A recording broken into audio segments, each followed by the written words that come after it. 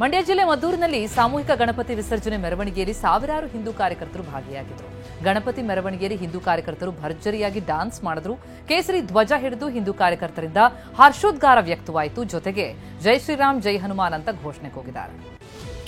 ಮದ್ದೂರಿನಲ್ಲಿ ಗಣೇಶ ವಿಸರ್ಜನೆ ವೇಳೆ ಕಲ್ಲು ತೂರಾಟ ಪ್ರಕರಣಕ್ಕೆ ಸಂಬಂಧಪಟ್ಟಂತೆ ಬಿಜೆಪಿ ನಾಯಕರು ಪ್ರತಿಭಟನಾ ಸಭೆ ನಡೆಸಿದ್ರು. ಈ ಪ್ರತಿಭಟನಾ ಸಭೆಯಲ್ಲಿ ವಿಪಕ್ಷ ನಾಯಕ ಆರ್ ಅಶೋಕ್, ಮಾಜಿ ಸಂಸದೆ ಸುಮಲತಾ, ಮಾಜಿ ಶಾಸಕರಾದ ಡಿಸಿ ತಮ್ಮಣ್ಣ, ಡಾಕ್ಟರ್ ಅನ್ನದಾನಿ, ಶಾಸಕ ಡಾಕ್ಟರ್ ಅಶ್ವತ್ಥ ನಾರಾಯಣ್ ಹಾಗೂ ಎಂಎಲ್ಸಿ ಸಿಟಿ ರವಿ ಭಾಗಿಯಾಗಿದ್ದರು. ನಾವು ಗಜನಿ ಗೋರಿ ಇವರೆಲ್ಲರ ಕಾಲ ನೋಡಿದೀವಿ. ಇವರ ಎಲ್ಲಾ ಕಾಲ ಮುಗಿತು, ಇನ್ನೇನಿದ್ರು ಹಿಂದೂಗಳ ಕಾಲ ಅಂತ ವಿಪಕ್ಷ ನಾಯಕ ಆರ್ ಅಶೋಕ್ ವಾಗ್ದಾಳಿ ನಡೆಸಿದ್ದಾರೆ. ಭಾರತ್ ಮಾತಾ ಕಿ ಎನ್ನುವರಿಗೆ ಮಾತ್ರ ಇಲ್ಲಿ ಜಾಗ, ಮಂಡ್ಯದವರನ್ನ ಕೆಣಕೋದಕ್ಕೆ ಬರಬೇಡಿ. ಸಿದ್ದರಾಮಯ್ಯ ಮಂಡ್ಯದ ಗಂಡು ಗೊತ್ತಲ್ವಾ ಅಂತ ಕಿಡಿಕಾರಿದ್ದಾರೆ. ಅಲ್ಲದೆ ಹಿಂದೂಗಳಿಗೆ ನಾವು ಹೋರಾಟ ಮಾಡ್ತೀವಿ. ಒಟ್ಟಾರೆ ಇಲ್ಲಿ ಹಿಂದೂ ಕಾರ್ಯಕರ್ತರನ್ನ ಯಾರು ಇನ್ನು ಮುಂದೆ ಮುಟ್ಟಬಾರದು, ಆ ರೀತಿಯಾದಂತ ಒಂದು ಹೋರಾಟವನ್ನ ನಾವು ಮಾಡ್ತೇವೆ. ಕಲ್ಲು ಹೊಡೆದವರನ್ನ ಕಲ್ಲಿನೊಳಗೆ ಸಮಾಧಿ ಮಾಡುವ ತಾಕತ್ತು ಹಿಂದೂ ಸಮಾಜಕ್ಕಿದೆ ಅಂತ ಬಿಜೆಪಿ ಎಂಎಲ್ಸಿ ಸಿಟಿ ರವಿ ಆಕ್ರೋಶ ವ್ಯಕ್ತಪಡಿಸಿದ್ರು. ನಾವು ಟಿಪ್ಪು ಹಾಗೂ ಅವನ ಅಪ್ಪನನ್ನೇ ಬಿಡ್ಲಿಲ್ಲ, ನೀವ್ಯಾವ ಲೆಕ್ಕ? ಉರಿಗೌಡ, ನಂಜೇಗೌಡ ರಕ್ತ ನಮ್ಮ ಮೈಯಲ್ಲಿದೆ, ನಮಗೆ ತೊಡೆ ತಟ್ಟಿ ಸವಾಲ್ ಹಾಕ್ಬೇಡಿ, ತೊಡೆ ಮುರಿತೀವಿ, ತಲೆನೂ ತೆಗಿತೀವಿ ಅಂತ ಕಿಡಿಕಾರಿದ್ರು.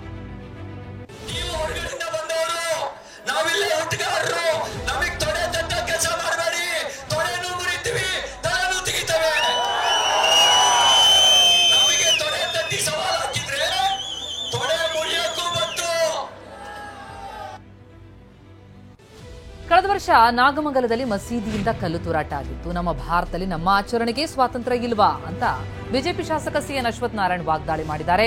ಕಾಂಗ್ರೆಸ್ನವರು ಅದೆಷ್ಟು ಜನರನ್ನ ಅಯ್ಯೋ ಅನಿಸಿದ್ದಾರೆ. ಈ ಕೆಟ್ಟ ಆಡಳಿತದ ಕಾಂಗ್ರೆಸ್ಗೆ ಪಾಠ ಕಲಿಸಬೇಕು ಅಂತ ಆಕ್ರೋಶ ಹೊರಹಾಕಿದರು.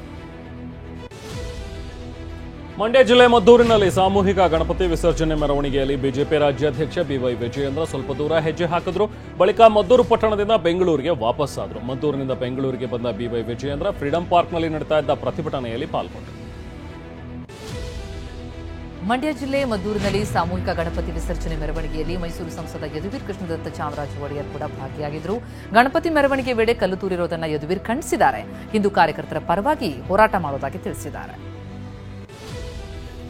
ಬಿಟ್ಟಿ ಭಾಗ್ಯಗಳನ್ನ ನಂಬಿ ನಾವು ನೆಮ್ಮದಿ ಕಳೆದುಕೊಂಡಿದ್ದೀವಿ ಅಂತ ಮಂಡ್ಯ ಜಿಲ್ಲೆ ಮದ್ದೂರಿನಲ್ಲಿ ಮಾಜಿ ಸಂಸದೆ ಸುಮಲತಾ ಆಕ್ರೋಶ ವ್ಯಕ್ತಪಡಿಸಿದ್ರು. ರಕ್ಷಣೆ ಕೊಡುವ ನಾಯಕರು ಸರಿಯಾಗಿದ್ದಿದ್ರೆ ಎಲ್ಲಾ ಸರಿಯಾಗಿರುತ್ತೆ, ನಾಯಕರು ಅಸಮರ್ಥರಾದಾಗ ಇಂತಹ ಘಟನೆ ನಡೆಯುತ್ತೆ ಅಂತ ಹೇಳಿದ್ರು. ಜೊತೆಗೆ ಸರ್ಕಾರ ಅಪರಾಧಿಗಳನ್ನ ರಕ್ಷಿಸಿ ಅಮಾಯಕರಿಗೆ ಶಿಕ್ಷೆ ಕೊಡ್ತಾ ಇದೆ ಅಂತ ಮಾಜಿ ಸಂಸದೆ ಸುಮಲತಾ ವಾಗ್ದಾಳಿ ನಡೆಸಿದ್ರು. ಮದ್ದೂರಿನಲ್ಲಿ ಬಿಜೆಪಿ ಪ್ರತಿಭಟನಾ ಸಭೆಯಲ್ಲಿ ಅಭಿಮಾನಿಯೊಬ್ಬ ಗಣೇಶನ ಮೂರ್ತಿ ಹಿಡಿದ ಅಂಬರೀಶ್ ಕಟೌಟ್ ಹಿಡಿದು ಬಂದಿದ್ದ. ನಟ ಅಂಬರೀಶ್ ಗಣೇಶ್ ಹಿಡ್ಕೊಂಡಿರುವಂತಹ ಕಟೌಟ್ ವೇದಿಕೆ ಬಳಿ ಬರ್ತಾ ಇದ್ದಂತೆ ಜನ ಘೋಷಣೆ ಕೂಗಿ ಹರ್ಷ ವ್ಯಕ್ತಪಡಿಸಿದ್ದಾರೆ.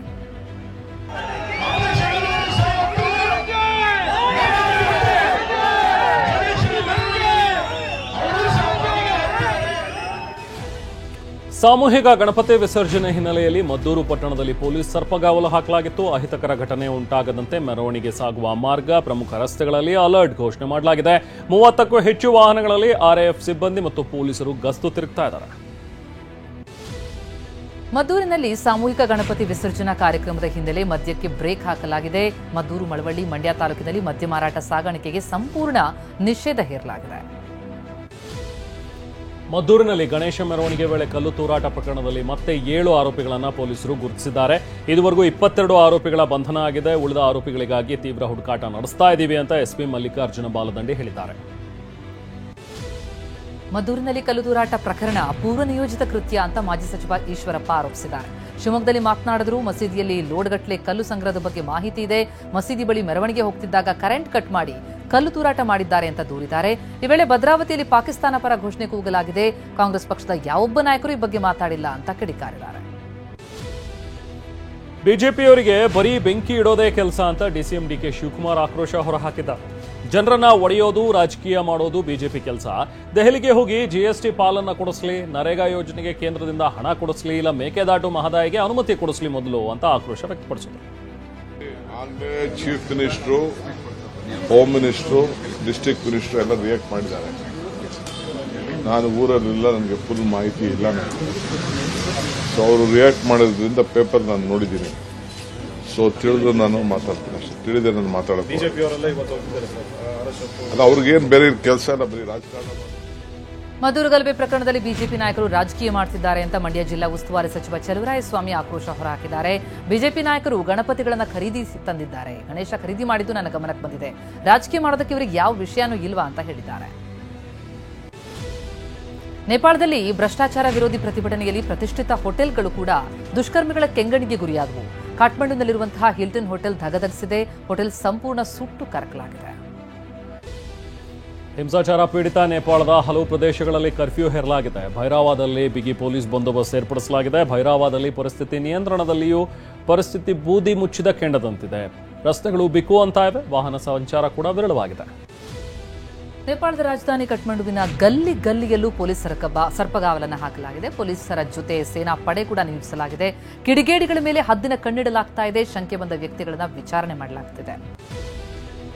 ನೇಪಾಳ ಭಾರತ ಗಡಿಯನ್ನ ಬಂದ್ ಮಾಡಿ ಆದೇಶ ಹೊರಡಿಸಲಾಗಿದೆ. ನೇಪಾಳ ಗಡಿಯಲ್ಲಿ ಬರೋರ ಮೇಲೆ ಹದ್ದಿನ ಕಣ್ಣಿಡೋದಕ್ಕೆ ಸೂಚನೆ ಕೊಡಲಾಗಿದೆ. ಉತ್ತರಾಖಂಡ್, ಉತ್ತರ ಪ್ರದೇಶ, ಬಿಹಾರ, ಸಿಕ್ಕಿಂ, ಪಶ್ಚಿಮ ಬಂಗಾಳದ ರಾಜ್ಯಗಳ ಗಡಿಯಲ್ಲಿ ಕಟ್ಟುನಿಟ್ಟಿನ ಕ್ರಮ ಕೈಗೊಳ್ಳಲಾಗಿದೆ. ಎಸ್ಐಟಿಯಿಂದ ಸತ್ಯ ಹೊರಬರುತ್ತೆ ಅಂತ ಹೋರಾಟಗಾರ ಜಯಂತ್ ಹೇಳಿದ್ದಾರೆ. ಎಸ್ಐಟಿ ಅಧಿಕಾರಿಗಳು ನನ್ನ 3 ಮೊಬೈಲ್ ವಶಕ್ಕೆ ಪಡೆದಿದ್ದಾರೆ. ನನ್ನನ್ನು ಕೆಲವರು ಫಾಲೋ ಮಾಡ್ತಾ ಇದ್ರು. ನನ್ನ ರಕ್ಷಣೆಗೆ ನಾನು ಅವತ್ತು ಓಡ್ ಹೋಗಿದ್ದೆ ಅಂತ ಟಿ ಜಯಂತ್ ಹೇಳಿದ್ದಾರೆ. ಇನ್ನು ಎಸ್ಐಟಿ ಅಧಿಕಾರಿಗಳ ವಿಚಾರಣೆ ಬಗ್ಗೆ ನಾನು ಏನು ಹೇಳುವಂತಿಲ್ಲ ಅಂತ ಹೇಳಿದ್ದಾರೆ. ಧರ್ಮಸ್ಥಳ ಬುರುಡೆ ಕೇಸ್ಗೆ ಸಂಬಂಧಪಟ್ಟಂತೆ ಕೇರಳ ಯೂಟ್ಯೂಬರ್ ಮುನಾಫ್ನನ್ನ ಎಸ್ಐಟಿ ಅಧಿಕಾರಿಗಳು ವಿಚಾರಣೆ ಮಾಡಿದ್ರು. ವಿಚಾರಣೆ ವೇಳೆ ನನ್ನ ಕಡೆಯಿಂದ ಕೊಡಬೇಕಾದಂತಹ ಎಲ್ಲ ಮಾಹಿತಿ ಕೊಡ್ತಾ ಇದ್ದೀನಿ. ನಾನು ಯಾರನ್ನೂ ರಕ್ಷಣೆ ಮಾಡೋದಕ್ಕೆ ಈ ಹೋರಾಟಕ್ಕೆ ಬಂದಿಲ್ಲ. ನಾನು ಸತ್ಯದ ಪರ ಹೋರಾಟ ಮಾಡ್ತಾ ಇದ್ದೀನಿ ಅಂತ ಯೂಟ್ಯೂಬರ್ ಮುನಾಫ್ ಹೇಳಿದ್ದಾನೆ. ಬೆಳಗಾವಿಯಲ್ಲಿ ಪ್ರೇಯಸಿಗಾಗಿ ತನ್ನ ಪತ್ನಿ ಕೊಂದಿದ್ದ ಪತಿ ಈಗ ಪೊಲೀಸರ ಅತಿಥಿ. ಆರೋಪಿ ಪತಿ ವಕೀಲ ಪ್ರದೀಪ್ ಕಿರಣಗಿ ಸೇರಿ 3 ಬಂಧನವಾಗಿದೆ. ಆರೋಪಿ ಪ್ರದೀಪ್ ಪ್ರೇಯಸಿಗಾಗಿ ತನ್ನ ಗರ್ಭಿಣಿ ಪತ್ನಿ ಚೈತಾಲಿಯನ್ನ ಕೊಂದು ನಂತರ ಅಪಘಾತದ ನಾಟಕ ಆಡಿದ. ಕೊಪ್ಪಳದ ಗಂಗಾವತಿಯಲ್ಲಿ ಅಮಾನವೀಯ ಘಟನೆ ನಡೆದಿದೆ. ಕಾಲೇಜು ಶುಲ್ಕಕ್ಕಾಗಿ ವಿದ್ಯಾರ್ಥಿನಿ ತಾಯಿಯ ತಾಳಿ ಬಿಚ್ಚಿಸಲಾಗಿದೆ ಅಂತ ಆರೋಪಿಸಲಾಗಿದೆ. ಪೂರ್ತಿ ಫೀಸ್ ಕಟ್ಟಿ ಟಿಸಿ ಪಡ್ಕೊಳ್ಳಿ, ಹಣ ಇಲ್ಲ ಅಂತ ಹೇಳಿದ್ರೆ ತಾಳಿ ಮತ್ತೆ ಒಡವೆ ಬಿಚ್ಚಿಟ್ಟು ಹೋಗಿ ಅಂತ ಹೇಳಿದ್ರಂತೆ. ಇದನ್ನ ಆಕೆಯ ತಾಯಿ ಈಗ ಆರೋಪವನ್ನ ಮಾಡ್ತಾ ಇದ್ದಾಳೆ. ಅದು ನರ್ಸಿಂಗ್ ಚೇರ್ಮನ್ ವಿರುದ್ಧ ಈ ಆರೋಪ ಕೇಳಿ ಬಂದಿದೆ. ಮಂಗಳೂರು ಬೈಕಂಪಾಡಿ ಕೈಗಾರಿಕಾ ವಲಯದಲ್ಲಿ ಭಾರೀ ಬೆಂಕಿ ಅವಘಡ ಸಂಭವಿಸಿದೆ. ಅಮೆಜಾನ್ ಸುಗಂಧ ದ್ರವ್ಯ ತಯಾರಕ ಫ್ಯಾಕ್ಟರಿ ಬೆಂಕಿಗಾಗುತ್ತಿಯಾಗಿದೆ. ಸ್ಥಳಕ್ಕಾಗಮಿಸಿದ ಅಗ್ನಿಶಾಮಕ ಸಿಬ್ಬಂದಿ ಬೆಂಕಿ ನಂದಿಸಿದ್ದಾರೆ. ಅದೃಷ್ಟವಶಾತ್ ಯಾವುದೇ ಪ್ರಾಣಾಪಾಯ ಸಂಭವಿಸಿಲ್ಲ. ಪಣಂಬೂರು ಠಾಣೆಯಲ್ಲಿ ಪ್ರಕರಣ ದಾಖಲಾಗಿದೆ.